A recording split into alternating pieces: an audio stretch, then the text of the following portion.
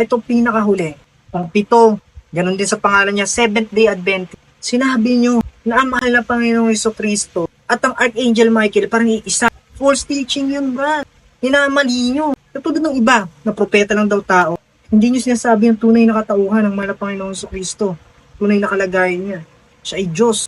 Ayun yung kailangan nyong i-repent. Marami pa. Si Satan ay scapegoat daw. Si Archangel Michael ay anghel. Ang mahal na Panginoong Jesucristo, isa yan sa Trinity, sa tatlong persona na nag-manifest. God manifest into 3 personas. Mahal na Panginoong Jesucristo yung isa ron. Parang 3-in-1 na kape. Yung kape mismo, ayun yung God. Yung tatlo, ayun yung asuka, ayun yung cream, at saka yung kape. Si Kristo, Ama at ang Banal na Espiritu. He is omnipresent.